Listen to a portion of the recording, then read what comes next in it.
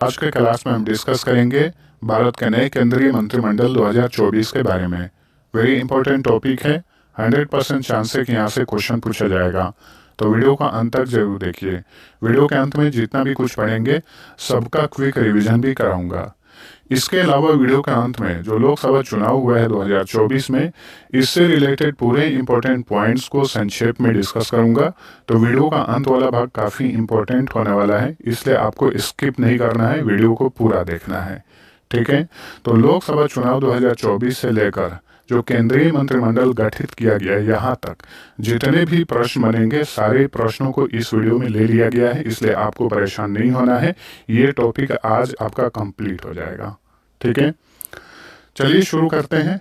सबसे पहले ये जान लीजिए, देखिए एक होता है कैबिनेट मंत्री, एक होता है कैबिनेट मंत्री,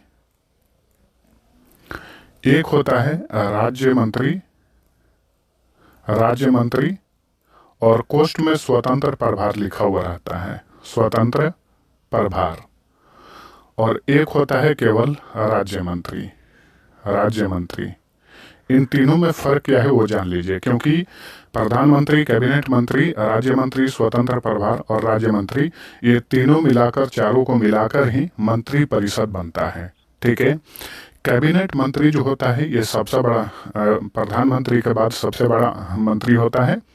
कैबिनेट मंत्री जो है डायरेक्ट प्रधानमंत्री को रिपोर्ट करता है, और कैबिनेट मंत्री जो है कैबिनेट की जो बैठक होती है उसमें हिस्सा लेते हैं।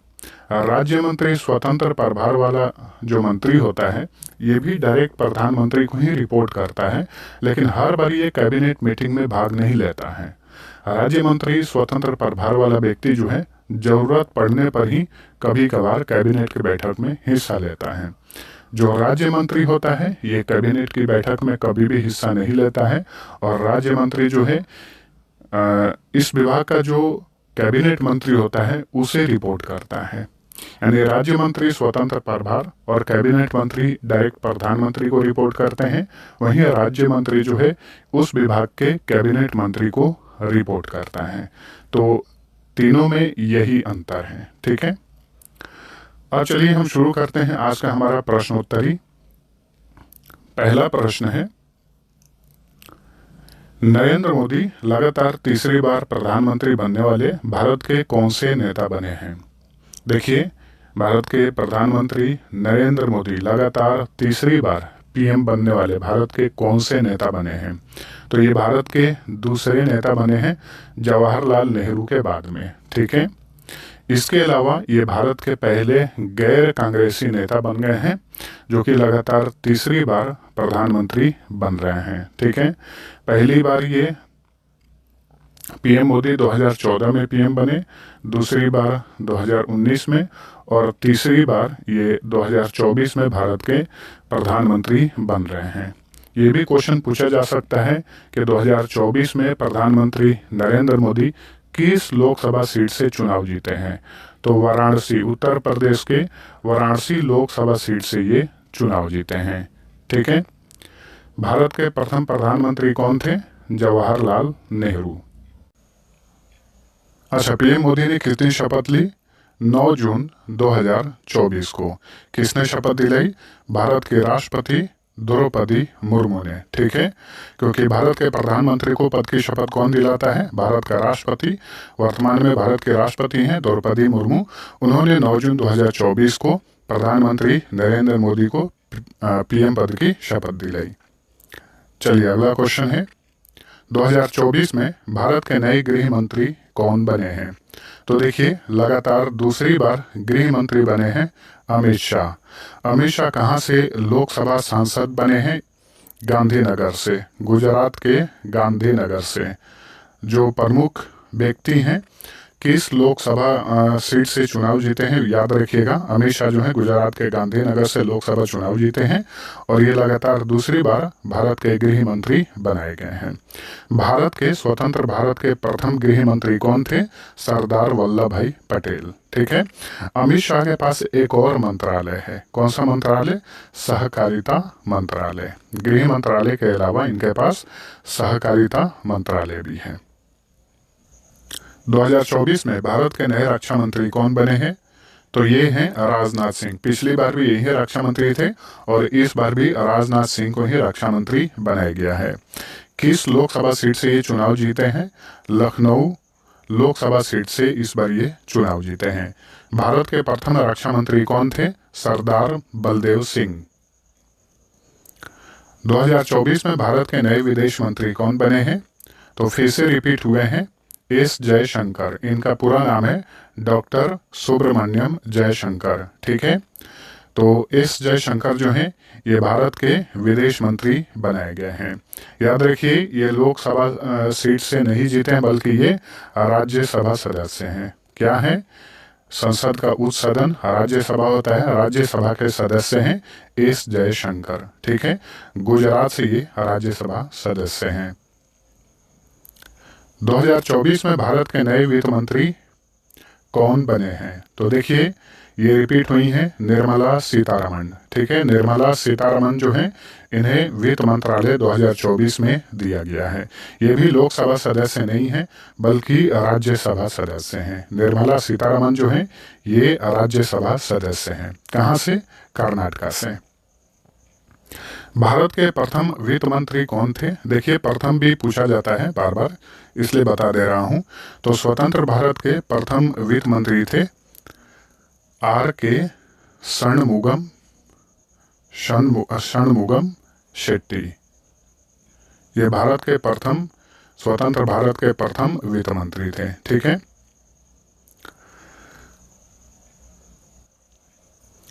अच्छा, मैंने आप सभी को ये नहीं बताया है कि स्वतंत्र भारत के प्रथम विदेश मंत्री कौन थे। तो जवाहरलाल नेहरू। ठीक है, PM पद भी उन्हीं के पास था और विदेश मंत्रालय भी उन्हीं के पास था। 2024 में भारत के नए रेल मंत्री कौन बने हैं?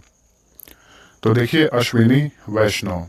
ठीक है, ये भी रिपीट हुए हैं, रेल मंत्रालय इन्हीं को दिया गया है। पिछली बार भी यही रेल मंत्री थे और इनके पास जो है इस बार 3 मंत्रालय दिया गया है। एक तो हो गया रेल मंत्रालय, एक सूचना एवं प्रसारण मंत्रालय। आप नोट करते चलिए, रिवीजन कर लीजिएगा। वैसे इस वीडियो के अंत में रिवीजन कराने वाला हूँ।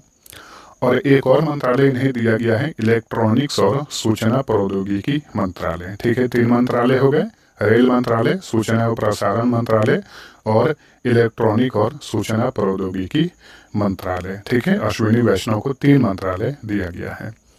अच्छा, स्वतंत्र भारत के प्रथम रेल मंत्री कौन थे? Doctor John Mathai. John Mathai. 2024 में भारत के नए शिक्षा मंत्री कौन बने हैं? तो शिक्षा मंत्रालय दिया गया है धर्मेंद्र प्रधान को। ऑप्शन सी राइट आंसर है। स्वतंत्र भारत के प्रथम शिक्षा मंत्री कौन थे? मौलाना अबुल कलाम आजाद। 2024 में भारत के नए स्वास्थ्य मंत्री कौन बने हैं? तो ये हैं जगत प्रकाश नड्डा, यानी JP नड्डा। ठीक है, इन्हें स्वास्थ्य मंत्रालय दिया गया है। एक और मंत्रालय इन्हें दिया गया है, केंद्रीय रसायन और उर्वरक मंत्रालय। याद रखिएगा, जगत प्रकाश नड्डा के पास 2 मंत्रालय दिया गया है, स्वास्थ्य मंत्रालय और एक रसायन और उर्वरक मंत्रालय। स्वतंत्र भारत की प्रथम स्वास्थ्य मंत्री कौन थी? राजकुमारी अमृत कौर। 2024 में भारत के नए महिला और बाल विकास मंत्री कौन बनी है? तो ये हैं अन्नपूर्णा देवी। ठीक है, अन्नपूर्णा देवी। अन्नपूर्णा देवी को भारत का केंद्रीय महिला और बाल विकास मंत्री बनाया गया है। 2024 में भारत के नए कृषि और किसान कल्याण मंत्री कौन बने हैं? तो कृषि मंत्रालय किसे दिया गया है? ये दिया गया है शिवराज सिंह चौहान को। ये पहली बार केंद्रीय मंत्री बने हैं और इसके पहले ये पूर्व में मध्य प्रदेश के मुख्यमंत्री रह चुके हैं। ठीक है, तो शिवराज सिंह चौहान जो हैं इन्हें कृषि और किसान कल्याण मंत्री बनाया गया है। इनके पास और भी मंत्रालय दिया गया है, जैसे कि ग्रामीण विकास मंत्रालय। 2 मंत्रालय दिया गया है, कृषि और किसान कल्याण मंत्रालय और ग्रामीण विकास मंत्रालय। ठीक है, क्वेश्चन पूछे कि स्वतंत्र भारत के प्रथम कृषि मंत्री कौन थे? तो डॉक्टर राजेंद्र प्रसाद, जो कि आगे चलकर 1952 में भारत के प्रथम राष्ट्रपति बने थे। शिवराज सिंह चौहान जो है कहाँ से सांसद चुने गए हैं, इंपॉर्टेंट रहेगा, याद रखिएगा। मध्य प्रदेश के विदिशा लोकसभा सीट से ये चुनाव जीते हैं। 2024 में नरेंद्र मोदी ने लगातार तीसरी बार प्रधानमंत्री के रूप में किस दिन शपथ ली? किस दिन? 9 जून 2024 को भारत की राष्ट्रपति द्रौपदी मुर्मू ने प्रधानमंत्री नरेंद्र मोदी को पीएम पद की शपथ दिलाई। ठीक है। अच्छा, ये शपथ वाला बात 2-3 फैक्ट्स बता दे रहा हूँ, याद रखिएगा। पीएम को शपथ कौन दिलाता है? भारत का राष्ट्रपति। भारत के राष्ट्रपति को पद की शपथ कौन दिलाता है? भारत का मुख्य न्यायाधीश यानी चीफ जस्टिस ऑफ इंडिया। और सीजीआई को पद की शपथ कौन दिलाता है? भारत का राष्ट्रपति। सेम ऐसे ही होता है, जो राज्यों के सीएम होते हैं, सीएम को पद की शपथ कौन दिलाता है? उस राज्य का गवर्नर। राज्य के गवर्नर को पद की शपथ कौन दिलाता है? उस राज्य का चीफ जस्टिस। ठीक है, तो ये सारे फैक्ट्स याद रखिए। और राज्यों का जो हाई कोर्ट होता है, उसके जो चीफ जस्टिस होते हैं, उनको पद की शपथ कौन दिलाता है? तो उस राज्य का गवर्नर यानी राज्यपाल। प्रधानमंत्री नरेंद्र मोदी ने 9 जून 2024 को तीसरी बार पीएम के रूप में कहां पर शपथ ली? तो ये कहां पर शपथ ग्रहण समारोह कहां पर आयोजित किया गया था? राष्ट्रपति भवन में, दिल्ली में राष्ट्रपति भवन में शपथ ग्रहण समारोह आयोजित किया गया था। प्रधानमंत्री सहित सभी मंत्रियों ने यहीं पर शपथ ली। ठीक है। अच्छा, पीएम को शपथ कौन दिलाता है? राष्ट्रपति। और प्रधानमंत्री के सलाह पर जो केंद्रीय मंत्री होते हैं, उन्हें पद की शपथ कौन दिलाता है? राष्ट्रपति ही। किस देश के राष्ट्रपति मोहम्मद मोइजू प्रधानमंत्री नरेंद्र मोदी के शपथ ग्रहण समारोह में 2024 में शामिल हुए? तो मोहम्मद मोइजू जो हैं, ये मालदीव के राष्ट्रपति हैं। इस बार के शपथ ग्रहण समारोह में ये शामिल हुए थे। वैसे इनको लेकर काफी विवाद हुआ था कुछ महीना पहले, क्योंकि ये जो भारतीय सेना जो मालदीव में रहती है, उसे ये बाहर निकलने के लिए बोल रहे थे। इसको लेकर काफी विवाद हुआ था भारत और मालदीव के बीच में, आप सभी को पता होगा। लेकिन देखिए, इस बार जो है इन्हें प्रधानमंत्री नरेंद्र मोदी के शपथ ग्रहण समारोह में इन्हें आमंत्रित किया गया था और ये शामिल भी हुए। देखिए, पीएम मोदी के शपथ ग्रहण समारोह में जो प्रमुख व्यक्ति शामिल हुए, इन सभी को याद रखिएगा, वेरी इंपॉर्टेंट है।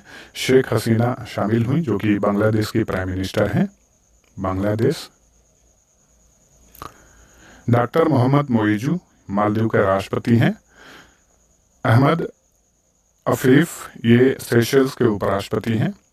प्रविंद कुमार जगन्नाथ ये मॉरिशस के प्रधानमंत्री हैं। श्रीलंका के राष्ट्रपति रानिल विक्रमासिंघे, भूटान के प्रधानमंत्री शेरिंग तोब्गे, नेपाल के प्रधानमंत्री पुष्प कमल दहल प्रचंड। ठीक है, ये कुछ प्रमुख व्यक्ति हैं जो कि पीएम मोदी के इस बार के शपथ ग्रहण समारोह में शामिल हुए थे, इन्हें याद रखिएगा। 2024 में भारत के नए सड़क परिवहन और राजमार्ग मंत्री कौन बने हैं? तो ये रिपीट हुए हैं, नितिन गडकरी। तो ऑप्शन ए सही उत्तर है। ठीक है, और ये कहां से लोकसभा सदस्य चुने गए हैं? महाराष्ट्र के नागपुर से। 2024 में भारत के नए युवा मामले और खेल मंत्री कौन बने हैं? तो ये हैं मनसुख मांडविया। ठीक है, मनसुख मांडविया जो है, इनके पास युवा मामले और खेल मंत्रालय दिया गया है। एक और मंत्रालय इन्हें दिया गया है, श्रम एवं रोजगार मंत्रालय। याद रखिए, श्रम एवं रोजगार मंत्रालय और खेल मंत्रालय मनसुख मांडविया को दिया गया है। लोकसभा के वर्तमान महासचिव यानी सेक्रेटरी जनरल कौन है? तो ये हैं उत्पल कुमार सिंह। लोकसभा अध्यक्ष भी होता है। वीडियो बनने तक लोकसभा अध्यक्ष की नियुक्ति अभी नहीं की गई है, आने वाले समय में नियुक्ति की जाएगी, तो अगले वीडियो में मैं आप सभी को बता दूंगा। कांग्रेस पार्टी संसदीय दल का प्रमुख किसे चुना गया है?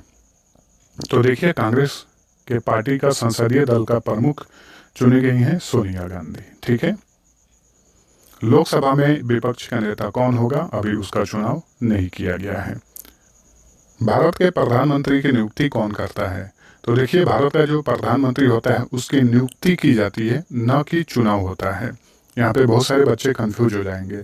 आप चुनते हैं किसको? सांसद को चुनते हैं, लोकसभा सदस्य को चुनते हैं। जो पार्टी बहुमत में आती है वो अपना एक नेता चुनती है और उस नेता को प्रधानमंत्री के रूप में नियुक्त कर देता है। कौन? भारत का राष्ट्रपति। ठीक है, तो भारत के प्रधानमंत्री की नियुक्ति कौन करता है? भारत का राष्ट्रपति। भारतीय संविधान के अनुच्छेद 75 में ये लिखा गया है कि भारत के प्रधानमंत्री की नियुक्ति भारत का राष्ट्रपति करेगा। भारत के राष्ट्रपति का मुख्य सलाहकार कौन होता है? भारत का प्रधानमंत्री। भारत के राष्ट्रपति का ये मुख्य सलाहकार होता है। केंद्रीय मंत्री परिषद का प्रमुख कौन होता है? तो देखिए, मंत्री परिषद में कैबिनेट मंत्री होते हैं, राज्य मंत्री स्वतंत्र प्रभार वाले होते हैं, राज्य मंत्री होता है, प्रधानमंत्री होता है। ठीक है, तो मंत्री परिषद में ये सभी आते हैं। और ये भी याद रखिएगा, मंत्री परिषद में राष्ट्रपति और उपराष्ट्रपति नहीं आता है। ठीक है, तो क्वेश्चन पूछ रहा है केंद्रीय मंत्री परिषद का प्रमुख कौन होता है? प्रधानमंत्री। भारत का प्रधानमंत्री सरकार के कार्यों को लेकर किसके प्रति उत्तरदायी होता है या फिर जवाबदेह होता है? संसद के प्रति। वेरी इंपॉर्टेंट क्वेश्चन, याद रखिए। भारत का प्रधानमंत्री जो है सरकार के कार्यों को लेकर संसद के प्रति उत्तरदायी होता है।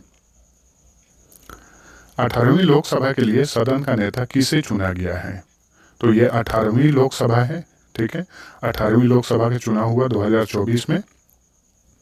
इसमें एनडीए गठबंधन की जीत हुई है और एनडीए गठबंधन ने 18वीं लोकसभा के लिए सदन का नेता चुना है नरेंद्र मोदी को। ठीक है, तो ये प्रधानमंत्री के रूप में लगातार तीसरी बार शपथ लिए हैं।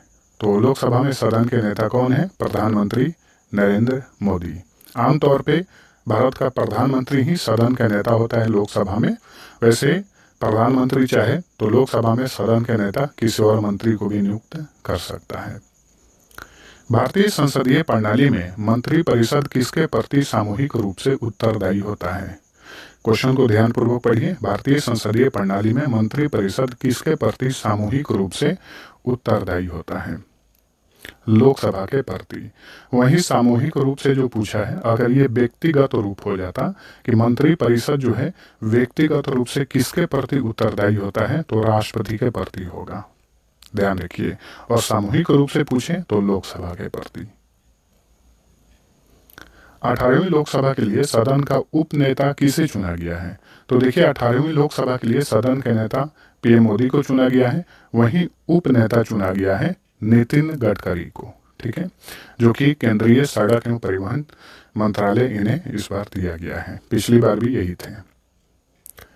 केंद्रीय मंत्री परिषद व्यक्तिगत रूप से किसके प्रति उत्तरदायी होता है? अभी मैंने आप सभी को बताया था, राष्ट्रपति के प्रति।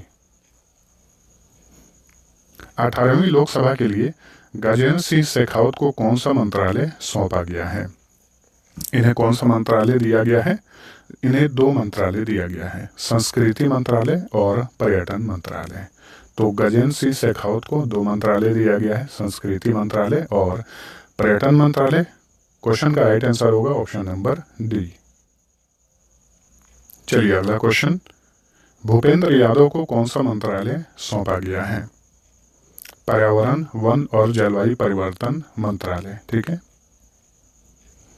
चिराग पासवान को कौन सा मंत्रालय दिया गया है? देखिए, वेरी इंपॉर्टेंट क्वेश्चन रहेगा ये, क्योंकि चिराग पासवान जो है बिहार से आते हैं, लोक जनशक्ति पार्टी के नेता हैं। रामविलास पासवान के ये पुत्र हैं, पूर्व केंद्रीय मंत्री रामविलास पासवान के ये पुत्र हैं चिराग पासवान। इन्हें भी केंद्रीय कैबिनेट में जगह दी गई है। इन्हें खाद्य प्रसंस्करण उद्योग मंत्रालय दिया गया है चिराग पासवान को। चिराग पासवान कहाँ से लोकसभा सदस्य चुने गए हैं? बिहार के हाजीपुर लोकसभा सीट से। ठीक है। जीतन राम मांझी को किस मंत्रालय की जिम्मेदारी सौंपी गई है? यह भी इंपॉर्टेंट क्वेश्चन बनेगा, याद रखिएगा। जीतन राम मांझी बिहार से आते हैं और ये जो हम पार्टी है हिंदुस्तान अवाम मोर्चा, उस पार्टी के ये प्रमुख हैं और इस बार ये हम पार्टी से चुने गए हैं लोकसभा सदस्य के रूप में। और इन्हें एक मंत्रालय भी दिया गया है, सूक्ष्म लघु और मध्यम उद्यम मंत्रालय, जिसे MSME मंत्रालय भी कहा जाता है। ठीक है, याद रखिएगा, इस बार के लोकसभा चुनाव में सबसे उम्रदराज सांसद बने हैं और ये सबसे इस बार के उम्रदराज मंत्री भी बने हैं। जीतन राम मांझी जो है बिहार के गया जिले से चुनाव जीते हैं। 2024 में केंद्रीय ऊर्जा मंत्रालय के नए मंत्री कौन बने हैं? तो ये हैं मनोहर लाल खट्टर, जो कि हरियाणा के पूर्व मुख्यमंत्री हैं। अब ये देखिए केंद्रीय मंत्री बन गए हैं। केंद्रीय ऊर्जा मंत्रालय इन्हें दिया गया है। इसके अलावा एक और मंत्रालय इन्हें सौंपा गया है, शहरी मामलों के मंत्रालय। भारत के इतिहास के सबसे युवा केंद्रीय मंत्री कौन बने हैं? इसे तो आप रट जाना, आने वाले एग्जाम्स में ये पूछ सकता है। भारत के इतिहास के सबसे युवा केंद्रीय मंत्री बने हैं Ram Mohan Naidu. Option B right answer है। राम मोहन नायडू जो हैं ये तेलुगु देशम पार्टी से हैं। आंध्र प्रदेश के श्रीकाकुलम लोकसभा सीट से ये चुनाव जीते हैं। इनकी उम्र मात्र 36 साल है और ये केंद्रीय मंत्री बने हैं और ये भारत के इतिहास के सबसे युवा केंद्रीय मंत्री बनाए गए हैं। कौन सा मंत्रालय इन्हें दिया गया है? नागरिक उड्डयन मंत्रालय। नागरिक उड्डयन मंत्रालय, सिविल एविएशन मिनिस्ट्री जिसे कहा जाता है इंग्लिश में। चलिए अगला क्वेश्चन। 9 जून 2024 को 18वीं लोकसभा के लिए कुल कितने मंत्रियों ने शपथ ली? कुल 71 मंत्रियों ने शपथ ली। इसमें 30 कैबिनेट मंत्री, 5 राज्य मंत्री स्वतंत्र प्रभार वाले और 36 राज्य मंत्री। ठीक है, टोटल 71 मंत्रियों ने शपथ ली है। 2024 के सबसे उम्रदराज केंद्रीय मंत्री कौन बने हैं? तो ये हैं जीतन राम मांझी। इनकी उम्र 79 साल है। बिहार के गया जिले से लोकसभा सदस्य चुने गए हैं। इन्हें कौन सा केंद्रीय मंत्रालय दिया गया है? MSME मंत्रालय। अब चलिए इस बार के मंत्री परिषद का फटाफट रिवीजन कर लीजिए। नरेंद्र मोदी जो है प्रधानमंत्री बने हैं और इनके पास कौन कौन सा मंत्रालय है? कार्मिक, लोक शिकायत और पेंशन मंत्रालय, अंतरिक्ष विभाग, परमाणु ऊर्जा विभाग, इसके अलावा सभी महत्वपूर्ण नीतिगत मुद्दे और अन्य सभी विभाग जो किसी भी मंत्री को आवंटित नहीं किए गए हैं, वो सारे विभाग जो हैं प्रधानमंत्री नरेंद्र मोदी के पास हैं। 30 कैबिनेट मंत्रियों ने शपथ ली है। गृह मंत्रालय, सहकारिता मंत्रालय अमित शाह को दिया गया है। रक्षा मंत्रालय राजनाथ सिंह को, विदेश मंत्रालय डॉक्टर सुब्रमण्यम जयशंकर को, एस जयशंकर को, वित्त मंत्रालय और कॉरपोरेट मंत्रालय निर्मला सीतारमण को दिया गया है। पंचायती राज मंत्रालय, मत्स्य पालन, पशुपालन और डेयरी मंत्रालय 2 मंत्रालय दिया गया है लल्लन सिंह को। इनका पूरा नाम है राजीव रंजन सिंह। सड़क परिवहन और राजमार्ग मंत्रालय दिया गया है नितिन गडकरी को। स्वास्थ्य और परिवार कल्याण मंत्रालय और रसायन और उर्वरक मंत्रालय 2 मंत्रालय दिया गया है जेपी नड्डा को।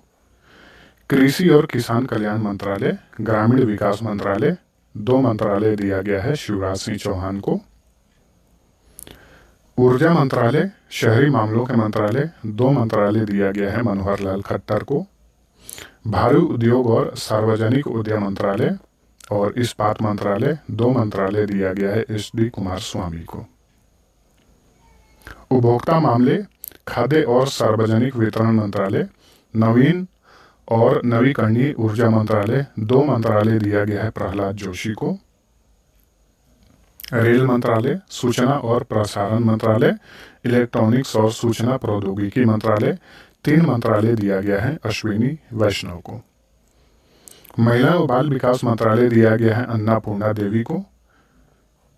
खाद्य प्रसंस्करण उद्योग मंत्रालय चिराग पासवान को दिया गया है। पर्यावरण, वन और जलवायु परिवर्तन मंत्रालय गया है भूपेंद्र यादव के पास।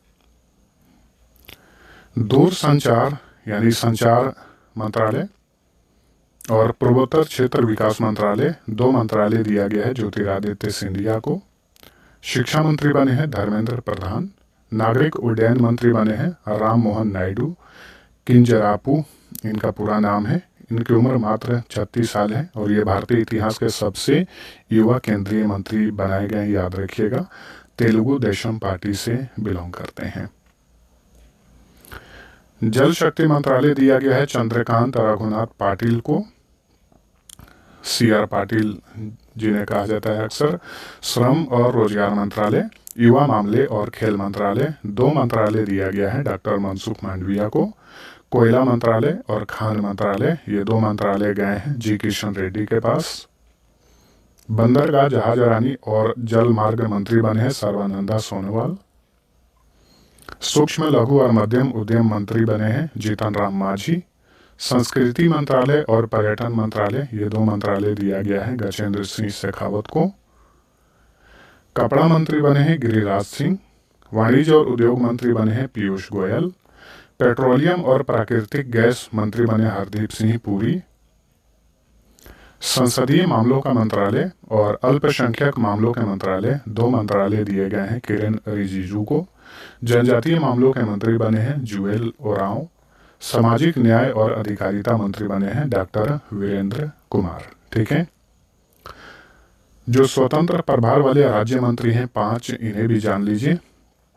सांख्यिकी और कार्यक्रम कार्यान्वयन मंत्रालय के राज्य मंत्री, योजना मंत्रालय के राज्य मंत्री, संस्कृति मंत्रालय में राज्य मंत्री बने हैं राव इंद्रजीत सिंह।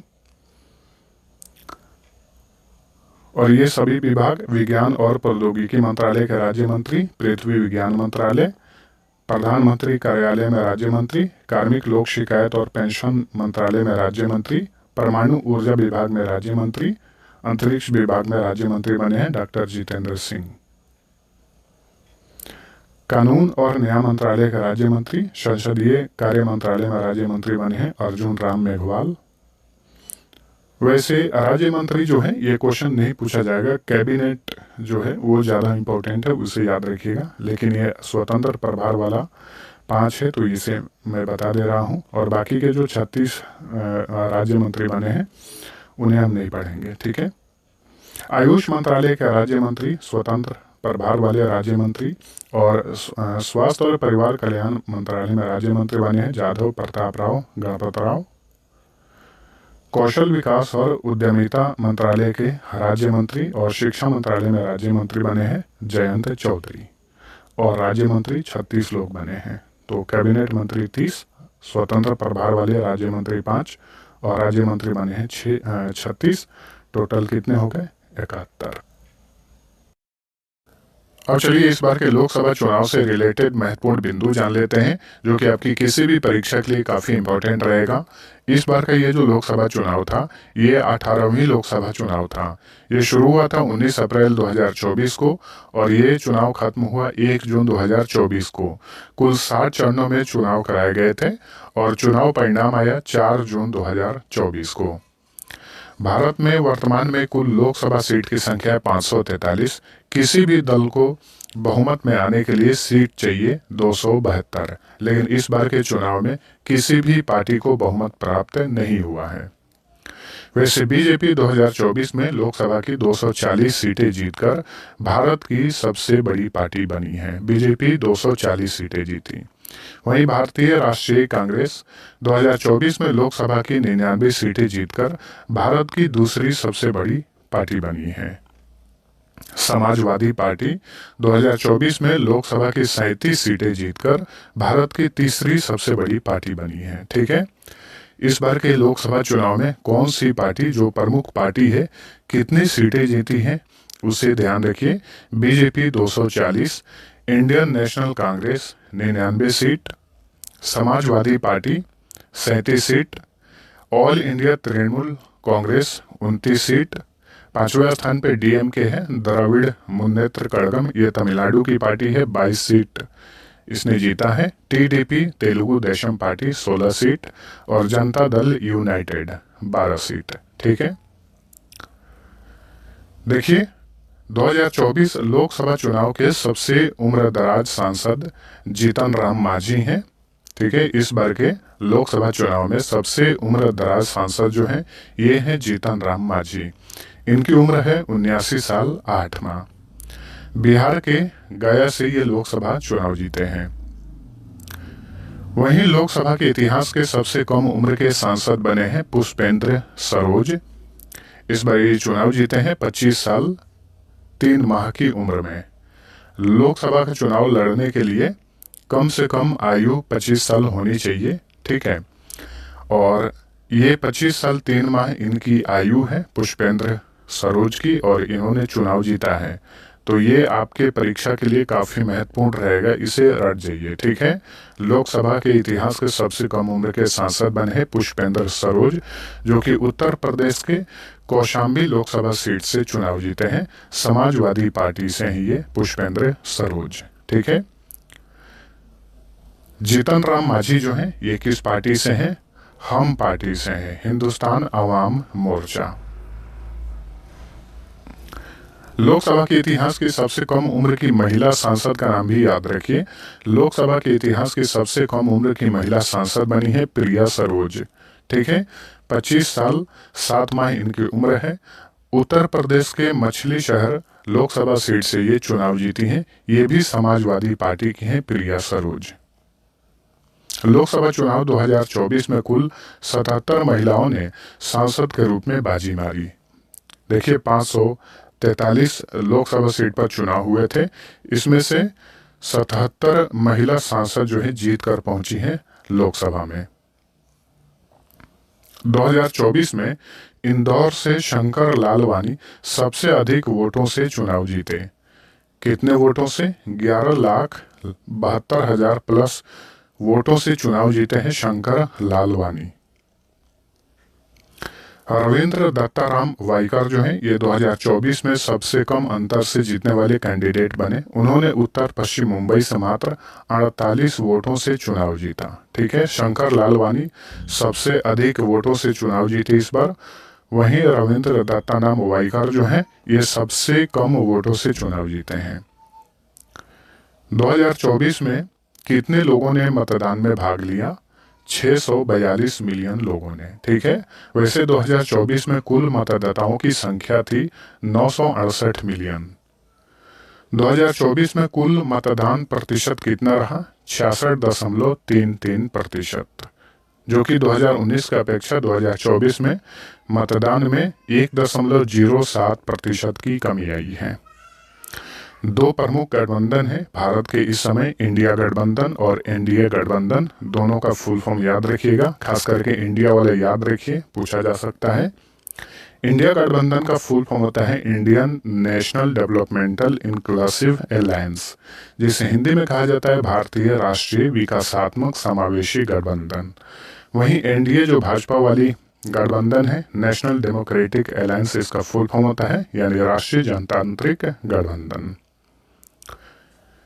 भारत में पहली बार लोकसभा चुनाव हुआ था 1951 से 52 में।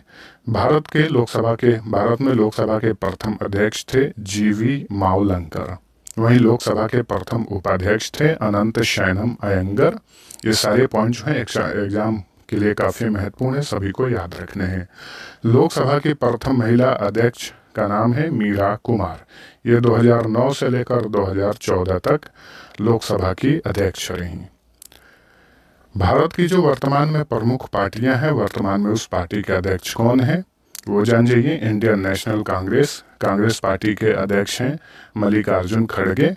आम आदमी पार्टी के अध्यक्ष हैं अरविंद केजरीवाल। भारतीय जनता पार्टी के अध्यक्ष हैं JP Nadda. All India Trinamool Congress party की अध्यक्ष हैं ममता बनर्जी।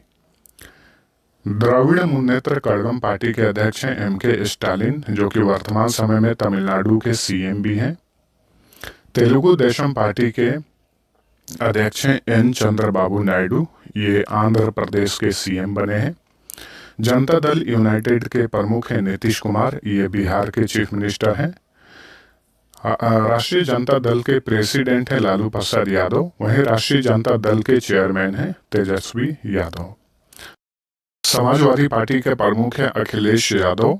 बहुजन समाज पार्टी की प्रमुख हैं मायावती, ठीक है। अब चलिए भारत के प्रमुख पार्टियों के चुनाव चिन्ह के बारे में जान लेते हैं। भारतीय जनता पार्टी का चुनाव चिन्ह है कमल का फूल। कांग्रेस का चुनाव चिन्ह है पंजा। बहुजन समाज पार्टी का हाथी। मार्क्सवादी कम्युनिस्ट पार्टी यानी कम्युनिस्ट पार्टी मार्क्सिस्ट, इसका चुनाव चिन्ह है हंसिया हथौड़ा। वहीं कम्युनिस्ट पार्टी ऑफ इंडिया का चुनाव चिन्ह है बाली हंसिया। यहाँ पे थोड़ा सा कहीं डिफरेंस है, तो आप सभी को ध्यान रखना है। राष्ट्रीय जनता दल यानी राजद का चुनाव चिन्ह है लालटेन। समाजवादी पार्टी और तेलुगु देशम पार्टी, ये भारत की दो ऐसी पार्टियां हैं जिसका चुनाव चिन्ह साइकिल है, सिर्फ बैकग्राउंड चेंज रहता है। ठीक है, जो समाजवादी पार्टी का चुनाव चिन्ह है साइकिल, ये आमतौर पर लाल और हरे रंग के पार्टी के झंडे पर बनाई जाती है। वहीं जो तेलुगु देशम पार्टी का चुनाव चिन्ह है साइकिल, ये आमतौर पर पीले रंग की पृष्ठभूमि पर बनाई जाती है। आम आदमी पार्टी का चुनाव चिन्ह है झाड़ू। अखिल भारतीय तृणमूल कांग्रेस का चुनाव चिन्ह है दो फूल।